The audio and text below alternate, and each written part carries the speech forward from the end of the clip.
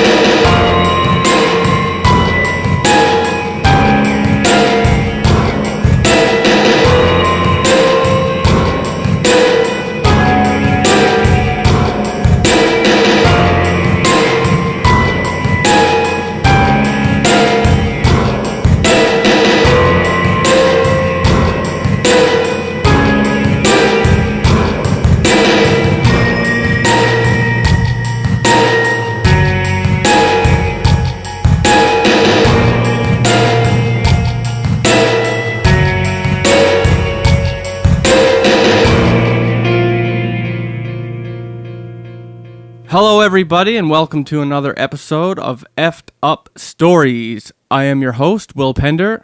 And I am your co-host, Ryan Sharp. And tonight we are dedicating this episode to our family pets.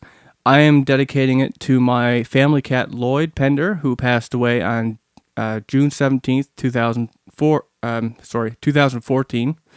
I was actually planning on doing this episode since then. It's not that I haven't gotten around to it. I just wanted to have the right content for the show. And, it took a little while to, decide how I wanted to do it. And Ryan wants to dedicate it to his cat. So, Ryan. In July, middle of July, my little cat, Hades, got out through, he managed to open a screen in a window. And got out, and he's been missing ever since. And while I hold up every hope that I'm going to see him again, I dedicate my half or my portion of the show, or dedicate the show to him and his memory in the event that he doesn't return. So I guess with that, Will. Basically the idea is not just that we're dedicating to our cats, but this episode is actually, if you're a pet lover, if you have an animal or you're an animal lover and you've had pets that died, this episode is all about animals and the paranormal, and it also has a focal point on the topic of do animals have souls? Something that I would imagine, and many of us animals lovers have thought, especially as we've had our pets pass on. And so that's something we're going to discuss tonight. So if you're an animal lover like I am, tonight's episode is for you. But before we jump into that, in our last episode, we asked you guys to listen to our playlist while you were sleeping, hoping that certain keywords would trigger strange dreams or help you remember, some forgotten events or things that you may have repressed. Such as being abducted or something along those lines. And, if you had remembered or recalled one of these events while doing so, to let us go, and we would, come back in a month and hopefully do a show on it. Well, a month is up and so far no stories. So I don't know if you guys have tried it and got no results or just didn't do it. But we are still interested to see if it works. So, feel free to keep at it. And if you do happen to recall anything during this process, we ask that you get in contact and let us know what it is. And of course, if you have any effed up stories of your own, pictures or videos, on the paranormal, please submit that to us at effedupstories.com. That's EFFEDUPSTORIES.com for a chance to get it on the website and or in a podcast. And with that having been said, let's kick off tonight's episode with a few stories of animals and the paranormal. So one of the first things I want to start with, it's centered around animals, dogs dogs particularly. But I don't know if it's a dog thing or a place thing, but we'll get into that. So of course, what I'm talking about is the dog suicide bridge, which is the actual official name of the bridge is Overtown Bridge or Overton. Overton Bridge. It's an arch bridge in Scotland, which has become known because a lot of these dogs have actually leapt off of it, killing themselves. It's the bridge of dog suicides. Not only did this happen enough to become well known, which is already strange, but some dogs would leap off of this thing, live, and come back up the hill only to jump off of it again. So this happened enough that they actually have a name for that too. They call it second timers. So I mean, this is really bizarre. So there's a few different theories as to why this happens. Some say the bridge is haunted thanks to a guy that threw his child over the side, claiming it was the Antichrist. Some suicides had happened there, and there's some Celtics that believe that the barrier between the world of the living and the world of the dead is thin there, and that dogs are more susceptible to the paranormal than humans and can sense something that we can't. Perhaps it's communicating with something, and it goes and does this leap of faith thing. And I think it's important to note that even more bizarre is the fact that almost always they jump off of the right side of the bridge between two specific parapets. The bridge has several parapets, marking off, quarter points along the bridge or something like that. And they always, the final two parapets on the right-hand side is that particular spot. So it's not just that particular bridge, but a particular spot on that particular bridge, which I found even more curious, Well, and there's a skeptical, more rational explanation that, have been thrown around, and that the idea is that there's a population of minks under the bridge in the shrubs. The dogs smell it and jump blindly off the bridge, toward the smell, not realizing how big the drop is. But that being the case, though, I would find it especially strange to explain that, within regards to the second timers. They already jumped off the bridge. They already know it's dangerous. Why they would come back up and do it again. And why in that spot? I mean, if you look at the picture, the whole under area of the bridge is filled with vegetation. And sure, if there's a population of minks or whatever down there, why in that particular, is there a special updraft that carries the smell up? I don't know. That seems like it seems like it's reaching a bit, Yeah, well, like one of the thoughts that I had is that why just this bridge? Certainly people take their dogs everywhere. Hiking trails, all different kinds of nature trails and stuff like that in the woods where there are all kinds of different animals and hazardous cliffs and things like that. So why is it so common on this bridge and nowhere else that we've heard of? Now, one thing, because the guy who threw his baby off the bridge, threw his son over off of that bridge, and then I think he tried to kill himself later in the same spot. That was only in 1994. I say only, but it's not that long ago.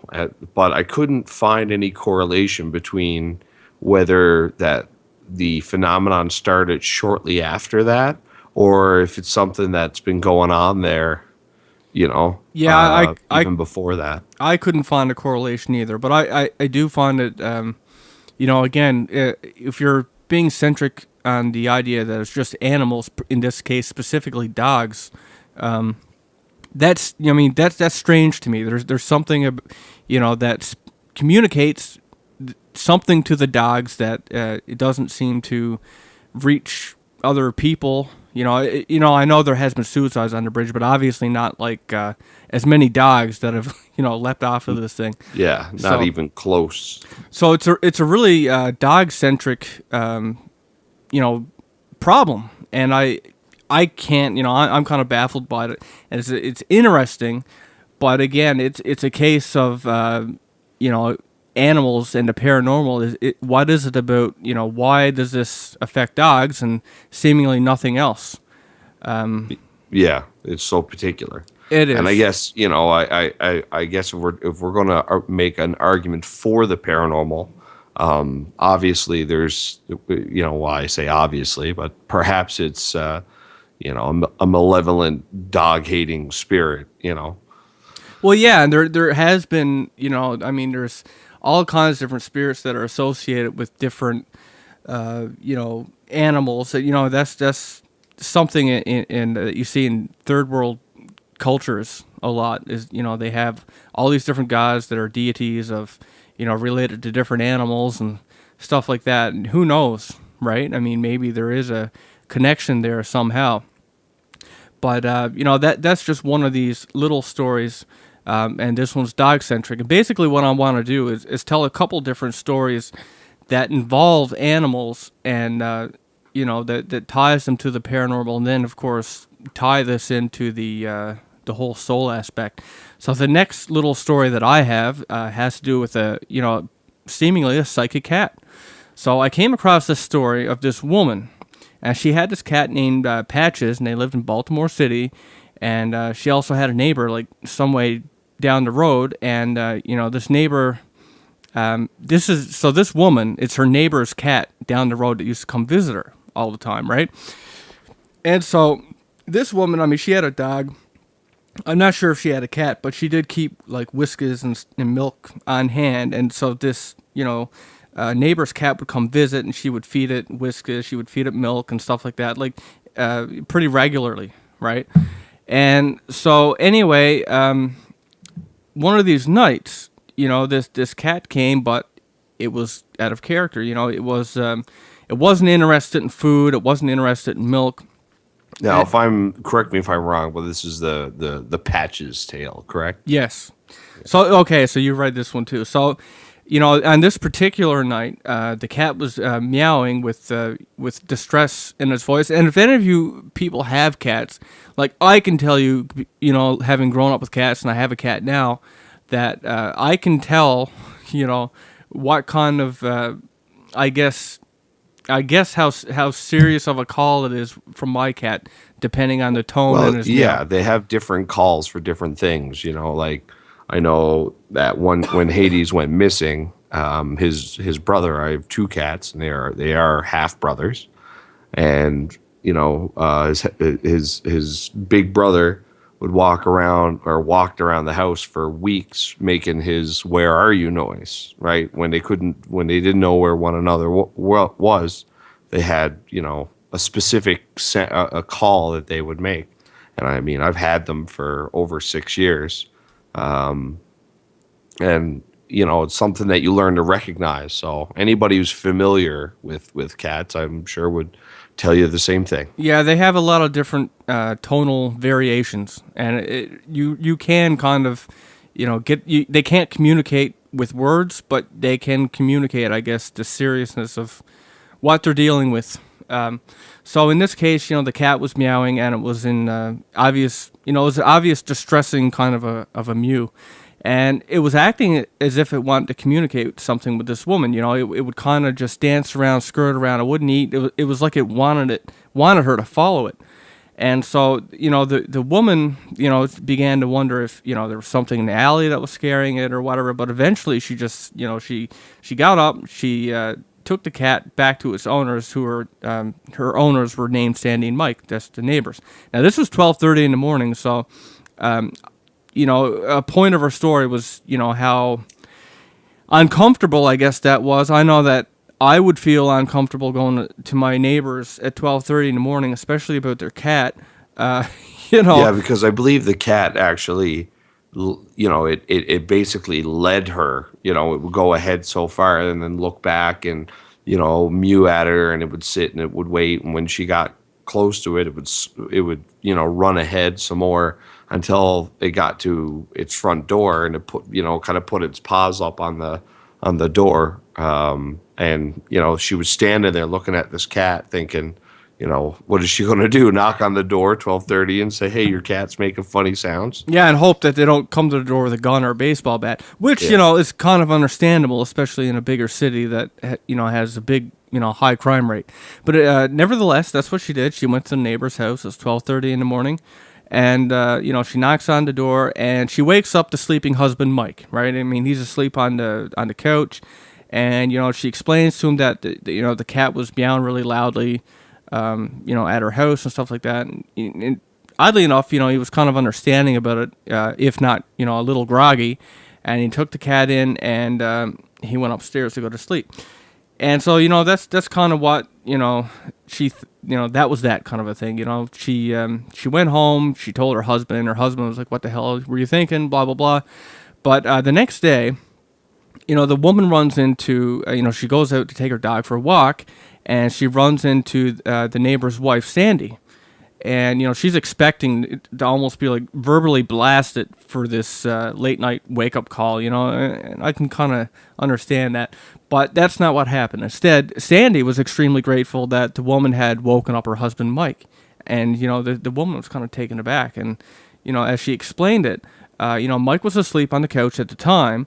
And, after she'd woken him up, he went back upstairs to bed. But sometime after he had been woken up, a gunshot had went through the window and hit the couch where he would have been sleeping, which, could very well have killed him. So it's almost as if this cat knew what was going to happen before it happened, and he did what he could to save its owner, right? I mean, so that would be psychic. It would be a premonition that the cat would have had. And I mean, this is, there's many, many different examples, but this is one of the ones that I took to tell. But I mean, you can. Yeah, there's kind of an animal phenomenon, I mean, when we were talking about this originally, I did want to go and get particular bits and pieces about cats and dogs, and but I came across, the phenomenon of what's known as, entombed animals, or the toad in a hole phenomenon. And I mean, it's strange. The basics of it is that every once in a while people stumble across a rock and break it open, only to have a living toad. Most of the times it's a toad, sometimes it's another type of reptile. And this has even happened with, like the trunk of a tree was split open. And I mean, it was solid, and embedded in the trunk of the tree were these little yellow frogs. And they were in these little pockets that were perfect, almost perfect molds, basically just enough room for them to be in there without being crushed. And there was no burrow holes. There was no mode of entrance and egress. And it's interesting that even there's even reports of this by Benjamin Franklin. So I mean, that's a pretty high profile, well-known historical individual, and you have this person reporting that I do believe it was he broke open a rock. And inside was a frog, and excuse me. Sometimes they're dead, but a lot of the times they're found. It takes like a moment or two, and they kind of spring to life and hop out and jump away in some cases, or sometimes they're captured. But usually they're slightly different in their shapes and their form. Usually their coloration is off, and a lot of the times they're much bigger than, they may resemble a local species, but they're like remarkably bigger than normal for that particular species. And then, I found this report from, I think it's like 1856. And it's a story of these miners who are, I think the quote goes something like, the workmen were digging a railway tunnel through a layer of Jurassic limestone. They were startled to find a large creature stumbling out of a recently split boulder, flapping what looked like wings and croaking. It died immediately. The creature was identified as a pterodactyl by the local paleontology student who recognized the characteristic features of the extinct reptile. The stone in which it was found was consistent with the time period in which a pterodactyl lived and formed an exact mold of the creature's body. So, here you have a case of a dinosaur. Well, I mean, the real question is it almost would seem that would have to have been, the rock or the tree would have had to have formed around it, which would have taken a ridiculous amount of time. Well, limestone can take anywhere from a couple of hundred to a couple of thousand years to form. So, I mean, even on the lower end of the scale, you're looking at a couple of hundred years of what can only be. And there was a researcher or scientist who, and it was a ways back. He actually made these. I think they were limestone slabs, and he made these little divots in them, just big enough for a dozen frogs, and he sealed them in these slabs. It's kind of grisly. Seal them in these slabs that were literally just enough room for them to be in, and buried it for a year. And then a year later, he dug them up, and half of them were still alive. And so he buried it again for another year, and this time they were all dead.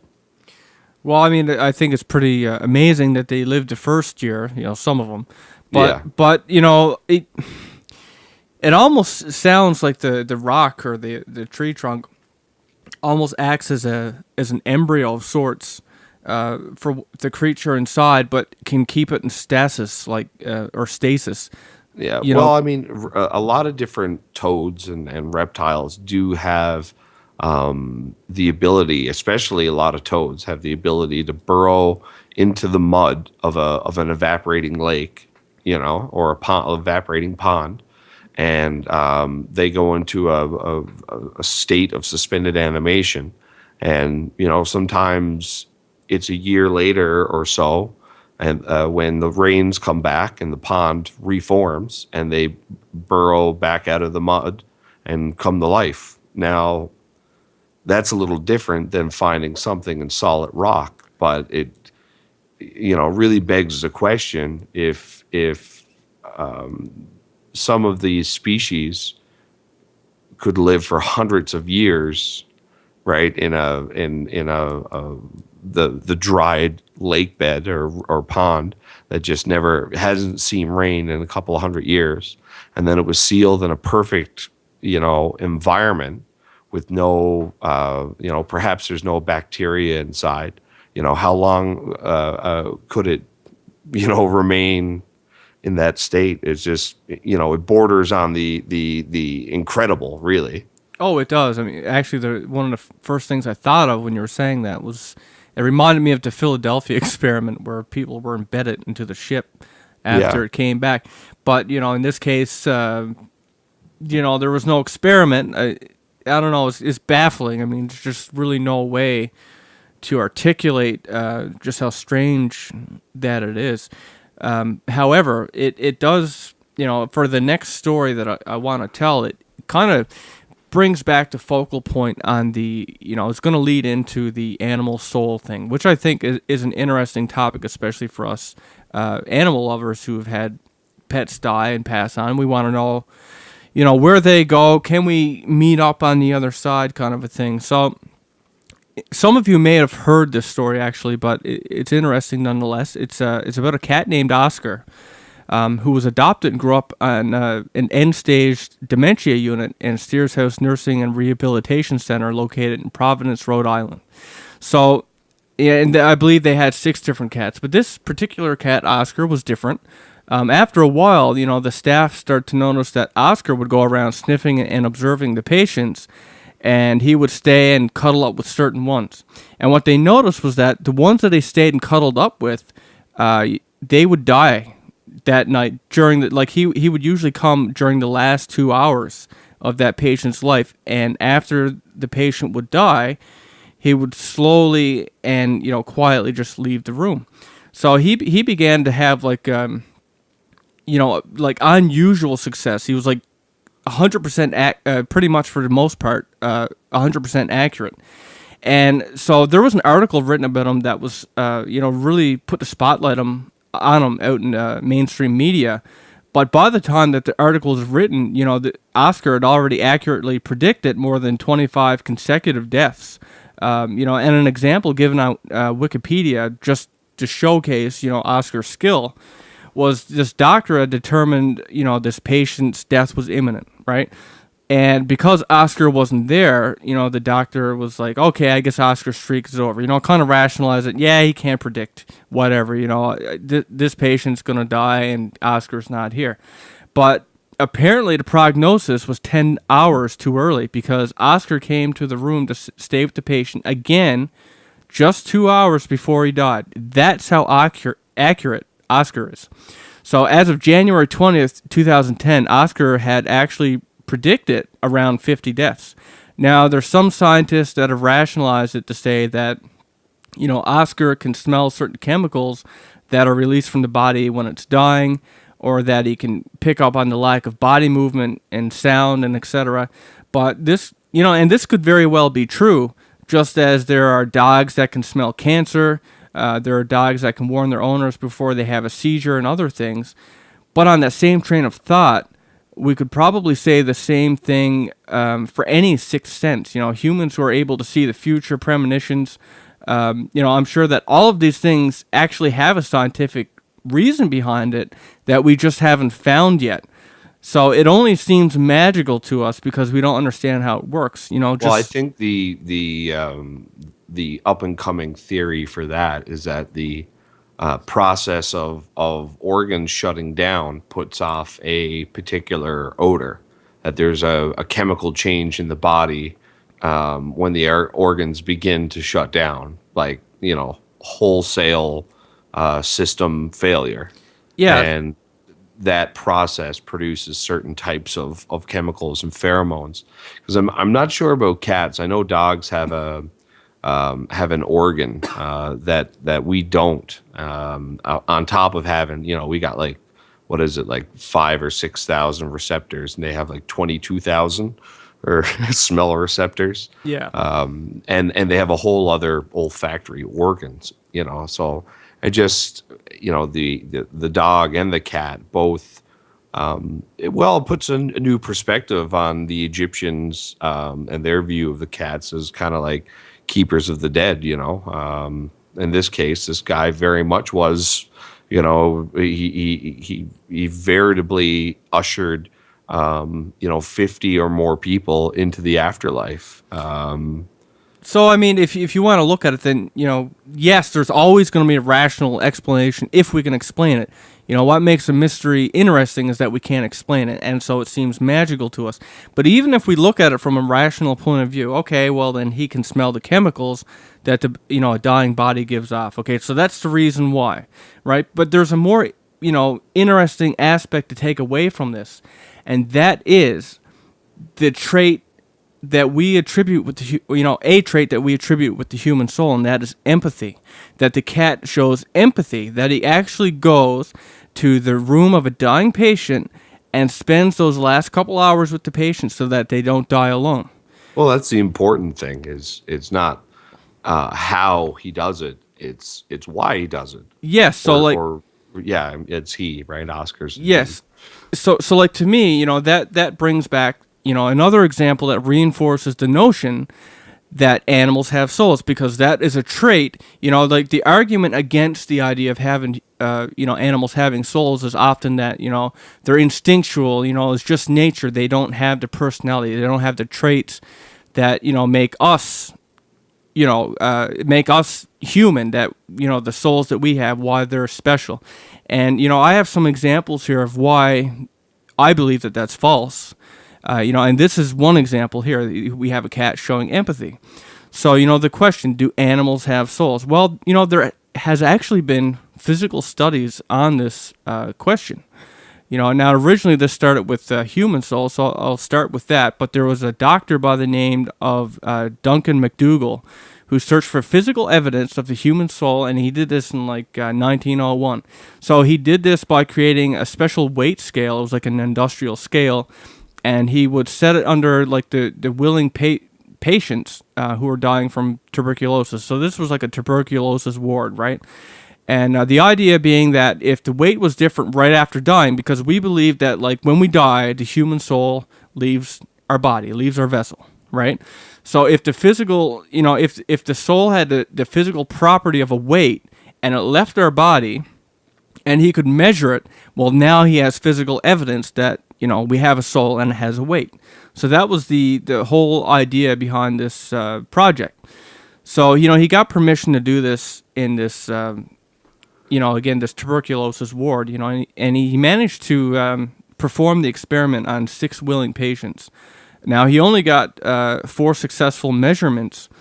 And if you look online, you probably have heard, 21 grams. People say the human soul is 21 grams. And that's just a thrown around number. That was only actually one of the patient's weight. The reality is that each one of those patients that he was able to measure had a different weight for their soul. Like one was 21, one was 29, and so on. So this is probably something that you heard before, but this other part is not as well known, and that is that he tried to repeat the experiment with 15 dogs. Now, with the dogs, he couldn't detect any weight change whatsoever, which MacDougall took to mean that only humans had souls. And there was another scientist that echoed that same statement after trying the same experiment with mice. So, but I ask, is it possible that animal souls just weigh less than a human soul? Their bodies are smaller, so we have, physical properties there. And, is it possible that the soul is, weighs less? Well, I've often seen that in regards to, giants. The idea that giants are multi-dimensional beings, and because they have a more powerful spirit, that as you go up in spirit power, you increase in size. Your body needs to contain your soul. It's perhaps it's some kind of rule. Yeah, and that's something I want to get into here. But again, back to the MacDougall experiment. The device that he actually used to measure, the weight of the soul. We're talking 1900s. Perhaps it was just inadequate to measure that small a difference in weight shift, right? They say that, us humans are further along in evolution than animals. How far we are along in evolution translate, to a greater weight, for the complexity of our soul.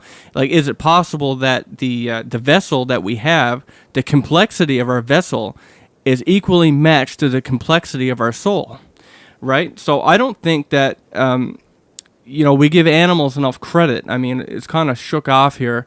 Animals don't have souls. And we see this in religion and, other various, doctrines as well. But let's look at some examples of animals who, again, show empathy and things like that much like us humans do, that, and again, this is a trait that we often relate to the soul and, the ability to make choices. So here are some examples of animals that have what I believe to be traits of a soul. So there was an African gray parrot, and he was very close with his owner.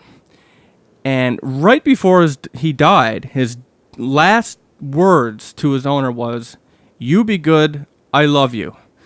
Right? Now, could those words have been coincidence? Because that sentence, to me, explains an understanding that he was dying, that he wanted to leave his owner with some loving parting words.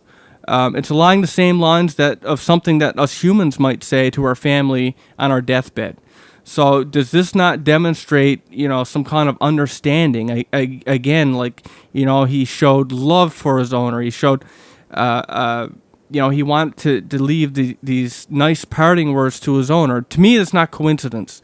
It's too perfect a sentence, and that shows understanding to me. Yeah, well, even if it was something that his owner said to him a lot, you be good now, I love you. which is something that I've said to my cats on numerous occasions. You boys be good, play nice now. Good night, love you. Yeah. And you end up talking to them like they're children. I'm talking and Peyote's curled up on the that's my oldest cat, curled up asleep next to me, and every now and then he gives the little groan. The empathy, and I mean I can tell you that when I'm sick, like they know they spend more time hanging out around. They always want to be up in my lap, and that's a great example right there. That this little guy, he knows that he's going, and even if he had heard that repeated to him 100 times, he used it. He used it in he knew he was going. It was the big sleep. Exactly. And he used it perfectly. It was the understanding and choice of words, right? I mean, that to me says it's not an accident. And like your example, for me with Lloyd, in some of my darkest times, years and years and years ago, that is probably when I bonded with Lloyd the most, because I was in a really bad place. But Lloyd spent a lot of time comforting me. Like he'd hang out in my room with me while I was playing video games, or while I was sleeping, if I was out watching TV, late at night. There he was again, curled up next to me, and it's like he knew again that I was depressed or whatever, and there he was, right? And so all of you other pet owners out there may have noticed the same thing with your pets. It's almost like they have that sixth sense. They can sense when you're down, or whatever, if you're sick, and there they are. They're there comforting you. So if you're a pet owner, you kind of already own that. If you're not, again, these are some examples that are pretty extreme, like in the case of this bird, because it not just shows empathy, but again, understanding. And then there's the story of like the surfer who gets attacked by a great white shark, and the thing literally has his legs stuffed into his mouth and has a big bite. He's got him sandwiched between his top jaw and his back, and the bottom jaw's on the surfboard, and half of his leg is kind of like sticking in his mouth. And out of nowhere, a small pod of bottlenose dolphins show up and just beat the hell out of the shark, and it leaves. And he said, at one point he looked, and they had formed like a protective wall between him and the shark as they were taking turns rushing it. And then a wave came out of nowhere, and he just kind of steered his board into it and went into shore and survived the attack. And I mean, if that doesn't show some kind of empathy, these weren't trained dolphins. And they intelligence. Didn't have to go. Intelligence, right? They're considered the second most intelligent species on this planet.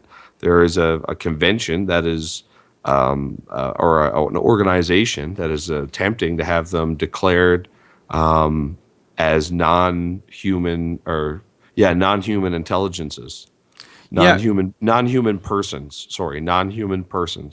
and to have them declared that and have their rights protected as if they were people because of how intelligent they are. Yes, and I've often heard, and I've actually seen quite a bit on dolphins as well. They are regarded. They were dolphins. Sorry. Bottlenose dolphins. Yes. So again, like that isn't a good example, but I mean, it goes from intelligent animals, to, and I'm not going to say dumb animals. I don't believe any animals are dumb, but less advanced. I mean, I read a story about a diver who had gotten stuck at the bottom of an Arctic pool, and her legs had cramped up, and she was sure she was going to die. She started to sink lower and lower, and then a beluga whale came out of nowhere, dove down, and actually carried her to the surface and saved her. How many stories have we heard of heroic dogs, like firefighter dogs who have saved their firefighter, or saved families, or how many I've read of dogs who have saved children from other dogs, or dogs who have like gotten help for their dying owners who's had a heart attack or a stroke or a seizure. I mean, there was one I watched on TV, like this I Survived show, and this guy was lost in this in the winter. His car had gotten stuck out in the middle of nowhere, and he was walking for days. He was diabetic, and his dog ended up going and getting help for him.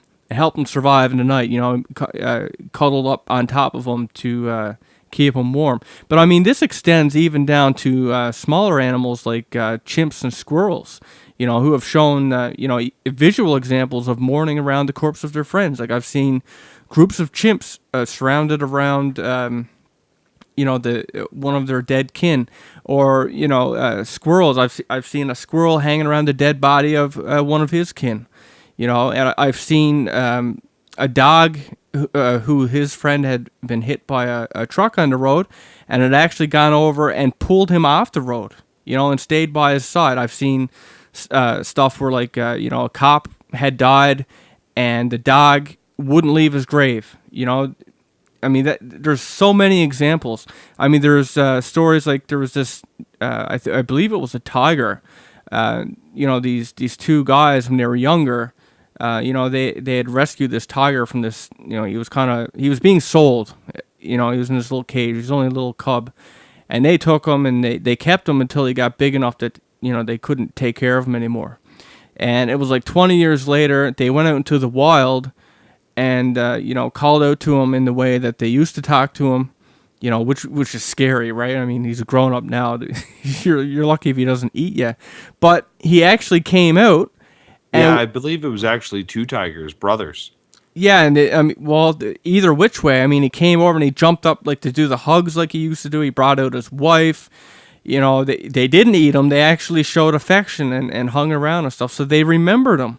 And I've seen the same thing with like a gorilla. Yeah, there was another one with a gorilla, but he had raised it from a baby, and eventually, had it released to the wild. And I can't remember if it was how he ended up with it, like a rescue or something like that. And then, whatever it was, 10 years later or something, he shows up in the jungle, floating down the river, calling out to it. And here this full-grown gorilla comes down and, picks pretty much, hugs him and holds on to him and brings his whole family out and won't let him go. Exactly. And I mean, these are great examples for, animals and humans, but I mean, animals do it for animals too. Like I seen there was this bigger dog and a smaller dog, and the smaller dog was blind, and the bigger dog, volunteered himself to be seeing eye dog for the smaller dog. Let his friend around and and there was like these two elephants who had been together when they were young, and like years and years and years and years later, after it had been separated for many, many years, they were brought back together. And they were in these cages, and they shook the cages and were putting their trunks up around and grabbing each other and causing such a ruckus to be together. And when they were, is like they wouldn't let the people around them. It was like they just stuck to one another like glue. It was like they remembered each other, and they wanted to stay together, and they didn't want anyone to interfere, right? And they made lots of noise. They made lots of showed aggression to make that happen. So I mean, these are all kinds of emotions, and these emotions are what we would believe go hand in hand with having a soul. It's like having that choice. It's having those complex, powerful connections to one another. Yes, exactly. They're powerful and complex. That's emotions, and these are examples to me that would suggest that no, it's not just nature. It's not just instinctual. These are examples that they have a soul, they have a personality, they have a, that special spark that we would call a soul, right? Is that special something. And of course, I looked at the origin of the word animal while I was researching this topic, and I came across an interesting note. The word animal is actually derived from the word anima, which is another word for soul.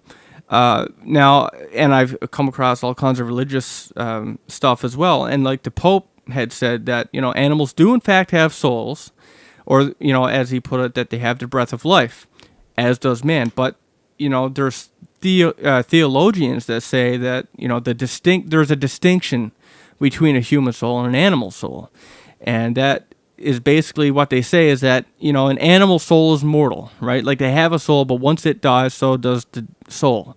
Whereas a human soul is eternal, and when we die, our soul goes beyond here, goes beyond earthly life. Now, there are several Bible passages that reference animals going to heaven, but different priests and theorists interpret all these things differently. So I find that in most religious circles, again, they might acknowledge that an animal has a soul, but they, again, believe there's a distinction and that it's not eternal for an animal, which is, I don't believe that's true. What I'm going to discuss now is, how I believe the soul works. And again, like, this is all speculation. That's all anyone can really do on this, but it's something that, is not like I just researched it for this topic. I've been reflecting on this for forever. Tons and tons of years of different sources that I've read, watched, and just lots of reflection on what things mean. And here's what I think. So I found the same ideology of what this distinction between souls on different sites. They basically say that the animal soul is matter and that ours is spiritual, and that's different. Theirs dies with their bodies, but ours continue on. Now, this extends to plants and any living thing, by the way. It's not just animals. Anything that lives, this is what they say. But personally, I don't believe it. I believe that we all share the same breath of life, or soul, or whatever you want to call it, but we share it to different degrees, and I think, it all depends on the vessel. Different bodies are like different vessels, and I really think that how far along our soul is basically we get the vessel that's perfectly matched for how far along our soul is. And so a different vessel can hold a different amount or a different degree of this breath of life. Maybe an animal vessel can't hold as much of this energy as a human vessel, but I believe once the vessel dies, that same energy is still going to go back to its same origins. If heaven is the origin, then that's where this energy or the soul comes from, if you want to call it that. Then that is where the energy is going to return to, or provided it doesn't get trapped elsewhere, and that's a whole other can of worms. But I think that once we're in our vessel, once our soul is in our vessel, and we speak about this in lots of different paranormal terms, especially possession, but once the soul is in our vessel, I think that the actions we take tune our soul.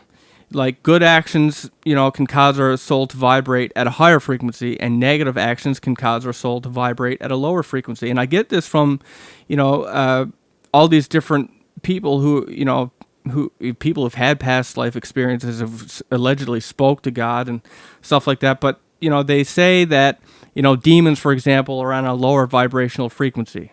And I mean, let's face it, almost every,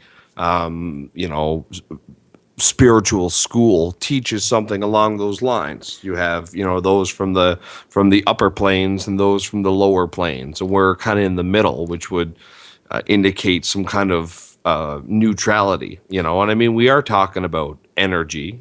I mean, if we're going to subsume that the soul does exist, then I'm sure we can all come to agree that it's some sort of energy. And I mean, it would make sense that it would follow some sort of law of energetics. Where like attracts like, and well, I mean, in some cases, magnetics, you have opposites attracting and likes repelling. But if you liken it to some kind of charge, I guess, going back to it's kind of like electricity going back to ground. Electricity always tries to go back to where it came from. So when your device shorts out and the electricity goes to the ground wire, it travels out through a copper wire and into a rod or a plate that's been buried or driven into the ground. And it tries to, get back to ground, and it just kind of, would make sense that the energy that comprises the soul would try to go back home, go back to ground. I mean, it's right there in our face, even though we can't necessarily detect it on that level yet. And one of the things that I pondered about when I thought about this was that, like, okay, so like they've said that, like, you got these different places. So if you want to keep it simple, you can say you got a heaven, which is a high vibrational place. You got hell, which is a low vibrational place. And you have earth, which is like a middle, somewhere in the middle, right? And truthfully, I believe that there's many shades in every direction. I don't believe there's 3 spots. I believe there's many, many shades up, many, many shades down, and in the middle. It's just one big gradient. But, when it comes to, say, demons, which they believe are a lower vibrational, their spirits is on a lower vibrational frequency. I mean, hasn't it occurred to anybody that, in order to be here, it seems that they need to possess somebody. They need to take our vessel to exist here because their bodies can't exist here. That's what it seems like. It's like they want to be here. They want to be at a higher vibrational frequency place than they're to currently, but they can't because their bodies cannot exist here, so they possess us. They take our vessel from us. That's what it seems like in all these different cases. I mean, why else would they do it? Aside from the obvious reason that they get enjoyment out of it, but it does seem like they want to be here. I mean, they go through, the exorcisms. They fight tooth and nail to stay here. They do anything to stay here. So, and that's a common theme in a lot of different kinds of spiritual camps. Really, spirits, don't have a body where they come from, so they need ours to exist here. And they covet that. That's a common theme that runs throughout. Even in some lore, it's not even necessarily evil spirits, but they need to get something done, so they have to take a human body. Yeah, It almost seems like the only way to advance your soul at all is to have a vessel, and maybe it's only here that you can get a vessel. Everywhere else probably is spiritual. Right, but I mean, we've had the same kind of discussion with other entities. I mean, when we did that one with Brenton about that Daryl, right? I mean, he was talking about these interdimensional beings, and they seem to only be able to exist here for a certain amount of time. They weren't from this place, and perhaps they can come here and they can interact with us for a certain amount of time using technology. But they still can't stay, right? I mean, there's something, again, I think it all comes back to the vibrational frequency. They can't stay here. They can't exist here. It's just like we can go underwater, but, we have to use our technology to go under there and breathe. And even then, we can only stay under there so long. We eventually have to come back, right? Well, I mean, we know that the universe has a frequency. Everything in our universe pretty much flashes on and off at the same regular interval, whatever many, billion milliseconds or whatever it's measured in. So there is a whole frequency to the reality that we live in, that everything from here blinks at that rate. So, I mean, if you're not lined up, if you're not blinking on and off with the reality around you, unless you have some, like you said, some technological means to, maybe make the local area more comfortable for you. Perhaps that's why people report all kinds of distortions of space and time. It seemed like it was forever, but it was only a few minutes. In Brenton's story, the doorway was, it was whatever he said, 20 feet away, but it was only like a 9x9 room or something. Yeah. So you get this distortion of reality, perhaps because, like you said, they're not blinking on and off along with us. It's going to be difficult for for whatever passes for biology in their body to to do what it needs to do if it's not in sync with the rest of the universe. So I guess you're talking an artificial, creating an artificial pocket, within our universe. And I mean, that goes off into all kinds of other areas, like you said. But it's an interesting, an interesting thought experiment. This idea of vibration. So I mean, we see it, we see it. It exists. We can record it, measure it. It's real. And so, what does that mean for the eternal spirit? Well, yeah, and if we bring this back to the case of animals, because we were saying, I mean, we could take this, right down to interdimensional beings. I mean, we can take the ideology, but if we scale it right back to our own planet, and again, we're looking at animals, and of course, we're comparing the vessel, right? So again, I really think that the vessel that we're given closely matches how far along our spirit is, right? I mean, it only makes sense that how complex our spirit would be equally matched to the vessel so that we can further progress, right? So maybe some of these animals, like cats and dogs, they're just not as far along yet as we are, because there's this idea, right? And I mean, we got a little bit of this from when we talked to Howard Storm, and I've done lots of research on, people who've had near-death experiences and stuff, and, a lot of people believe that, once we die, we go on to the hereafter and that's it, right? And that's just too easy for me. It sounds a little too simple, straightforward. Yeah. Nothing in life works like that. Why would death work like that? Yeah, and we have, in terms of, people who have had past life experiences. I mean, there's been children that, at the age of 4 have told their parents, I remember my last life, this was my name, here's where I worked, here's where I lived. And, it was so curious and that a 4-year-old could know this stuff that the parents actually went and researched it and found out that, it was true for somebody with that name had lived that life and he died or got shot. And it's scary because then they're thinking this is their kid is the reincarnation of this person, right? I mean, there's quite a few different stories that you find like that. There was even a case of a kid doing something similar, and he walked up to his murderer with a group of people there and said, I remember you killed me with a rock, and you buried me under in your yard or something like that. And the guy broke down and confessed, and when they dug in the certain spot in the guy's yard, lo and behold, they found somebody who had been missing for a year or more, something like that. So you have these very strong cases for reincarnation. They do exist out there. I mean, that's pretty. I mean, how in the hell would this kid who wasn't even he was born, but let's face it, it was, a year or more, and he was, just 5 or 6 or something, Yeah. It just boggles the mind. Where does that information come from? And of course, if you look at, Greek mythology, they would say that the new souls and stuff like that, they would have to drink from a river called Lethe River, which would give them amnesia to their past life before they were,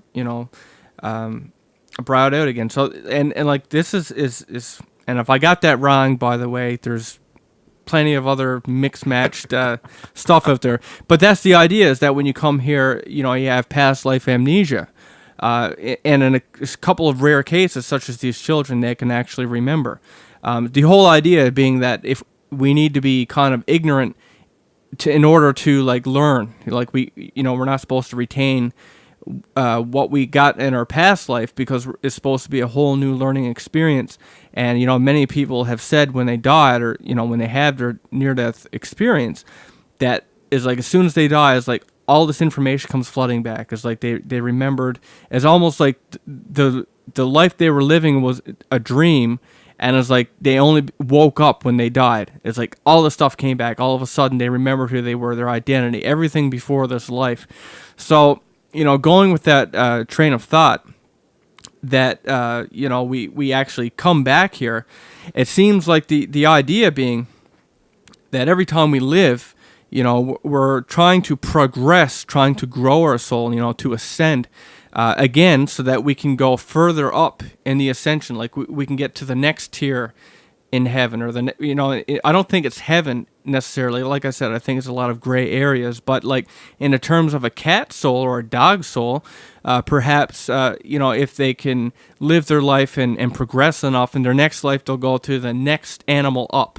And after that life they'll go to the next animal up until eventually, they get a human vessel, right? And perhaps maybe a human vessel is the absolute greatest vessel here on Earth. Maybe that's why we consider ourselves the most intelligent, is because on Earth we probably are. But what about other planets? All through. And that I couldn't help but think of Howard Storm and some of the stuff that he said to us. I know it was interesting because even after we finished the episode, we talked to him for like another half an hour or more, and I can't remember if this was part of the recorded conversation that we had, because really we had 3 almost separate conversations with the guy, and he had so much information. But I believe one of the points that he made was that it's rare for a person to actually reincarnate as a human. Like, you really got to mess up to reincarnate back as a human. That there are so many other forms and things and lessons and places to learn that was, I guess it's safe to say, it was his opinion on the matter, that if you were reincarnating, you were doing it as a new creature. And I would very much like to think that our animal friends, and we spend a lot of time talking about the pets, but I guess it would apply to pretty much everything, because you see this kind of you see that empathy everywhere in almost every species, and it's interesting to think that each time they come back, that animating force comes back. It's in something new, in a little different, maybe a little more complex, a little further up the line, a little more social. Yeah, and I think the idea that perhaps if we live this life right, we might graduate from the human vessel, and the next time we could be on another planet, and it'll be a step up from the human vessel, but we could be the equivalent of an insect on the next planet, right? So and then we'll do that whole chain again, and we'll continue to go from place to place, from body to body, until our soul it has improved enough that we can finally reach the throne of God, or whatever you want to call it, that mass consciousness of being, that mass creative force. And I really like the way Howard put it. When you're done, when you finally get it, you get to actually participate in creation. Yeah, and actually is interesting. Like, I read this. There was a near-death experience I read once. It was this woman. She had, actually she was more like a teenager. She had gotten into a car accident. I think she was 17. And, she was floating around the sky, and she remembers seeing this energy going everywhere. And it was almost like there was a whirlpool in the sky where all this energy was going. And she got this understanding of how everything worked. And it was that all this energy was going back together. Like, it's all part of the same thing. So the idea being that once all this energy comes back together, like when you have the human soul, the animal soul, is all the same energy, probably different amounts, different memory. Just as your body has, a lot of different cells, right? I mean, they're all still individual. They have their own makeup, but you have many of it, right? And together in a system, it works to do, something greater than the sum of its parts. And so maybe once you become one again with this creative energy, once your spirit has upgraded enough that you can go back, and become one with this great I can't pronounce it. Omnipotent. Omnipotent. Yes, this energy that's everywhere all at once. Perhaps that is the end goal, is to be everywhere at once, to know everything, to see everything, to hear everything, to feel everything, to know everything, ultimately to be everything. right? That is the ultimate creative energy. And that is our goal, is to become one with that once again. And so when we look at all these split up vessels, whether it be animal, human, insect, even if you want to go that. I mean, the Indians even had it down to the grass, the trees. I mean, everything that lives, anything that can die, right? I mean, once all this energy goes back to what it, where it's meant to be, I think that might be the end goal, right? So, I don't necessarily believe that, once we die, we're going to meet up at the pearly gates and we'll see our animals again. Maybe there is some kind of thing like that, but I don't think that is like the end game. Do you know what I mean? Maybe we don't even get to see our pets once we get to the pearly gates, because we need to wait for them to catch up to where we are, because we're a little bit ahead, right? But maybe in another form of life, in a different vessel, we will meet up again. Maybe some of us will fail and we'll be held back a grade. You know what I mean? Like, and some way we'll catch up, and in the next life, our cat will be human too, or our dog will be human too.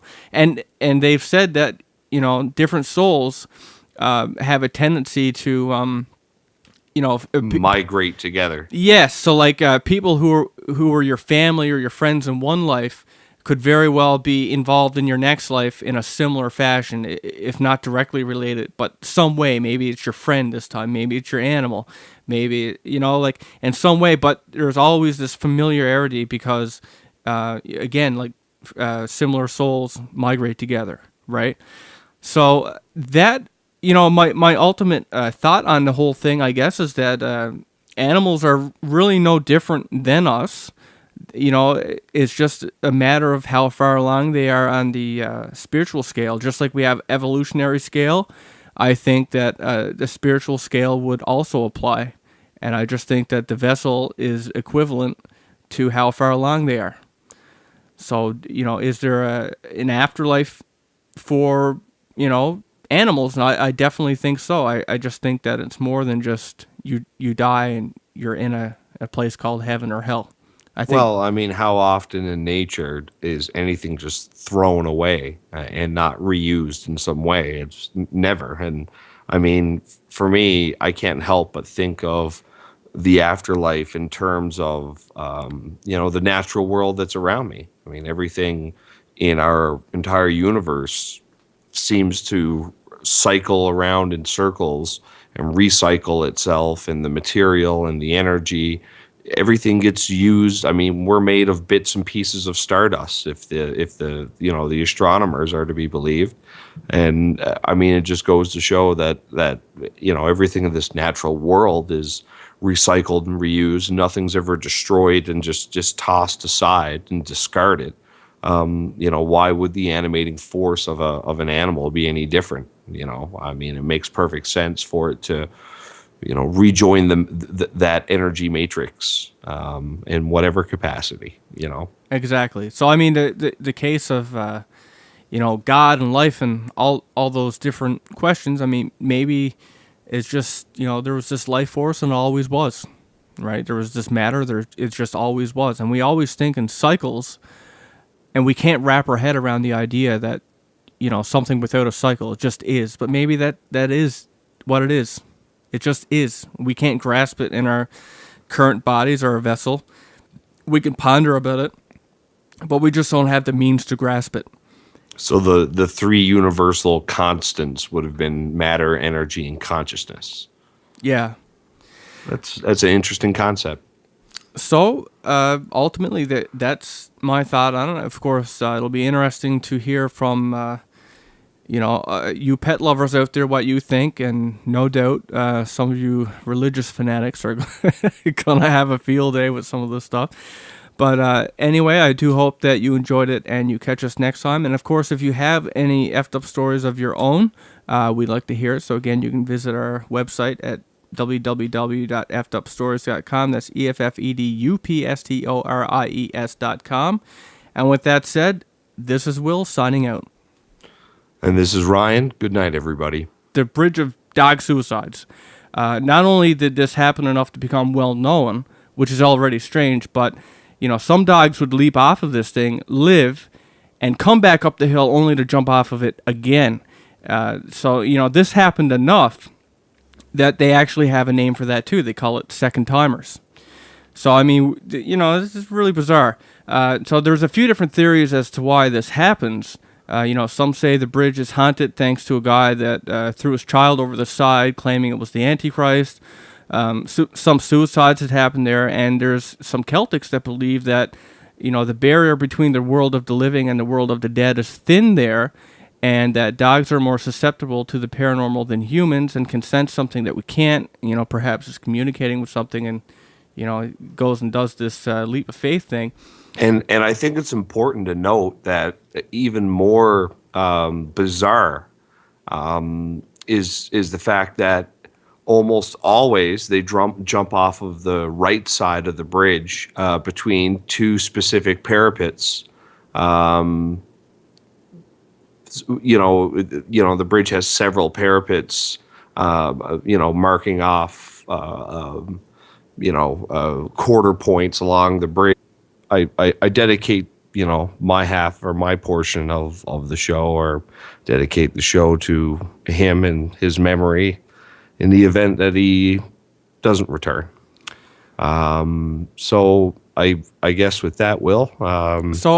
Basically the idea is not just that we're dedicating to our cats, but this episode is actually, if you're a pet lover, if you have an animal, or you're an animal lover and you've had pets that died, this episode is all about animals and the paranormal, and it also has a focal point on the topic of do animals have souls?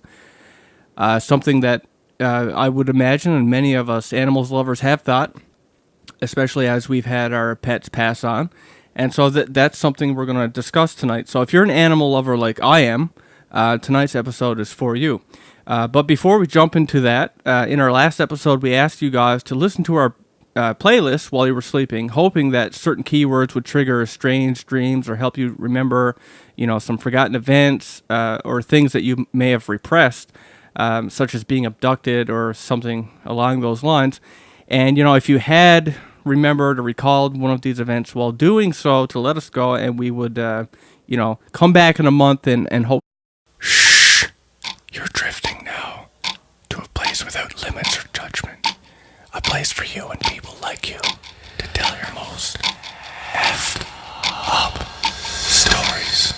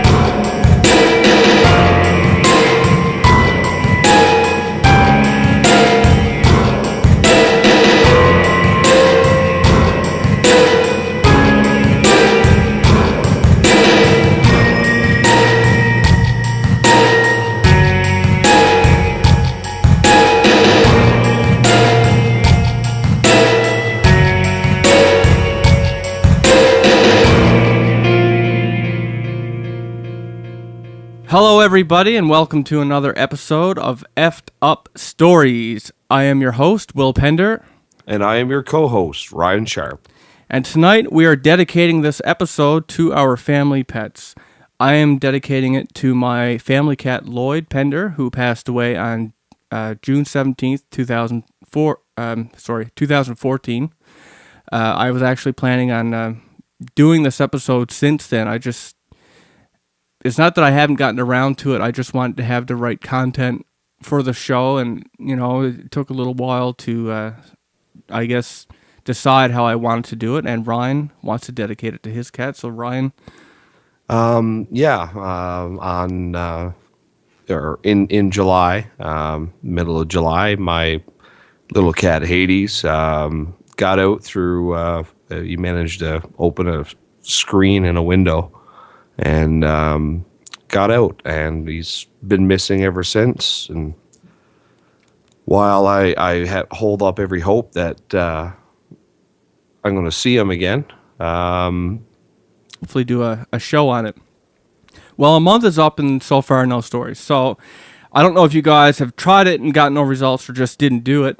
But we are still interested to see if it works. So, feel free to keep at it. And if you do happen to recall anything during this process, we ask that you get in contact and let us know what it is. And of course, if you have any effed up stories of your own, pictures or videos, on the paranormal, please submit that to us at effedupstories.com. That's EFFEDUPSTORIES.com for a chance to get it on the website and or in a podcast. And with that having been said, let's kick off tonight's episode with a few stories of animals in the paranormal. So, one of the first things I want to start with, it's centered around animals, dogs, dogs particularly. But I don't know if it's a dog thing or a place thing, but we'll get into that. So, of course, what I'm talking about is the Dog Suicide Bridge, which is, the actual official name of the bridge is Overtown Bridge, or Overton. Overton Bridge. It's an arch bridge in Scotland, which has become known because a lot of these dogs have actually leapt off of it, killing themselves. It's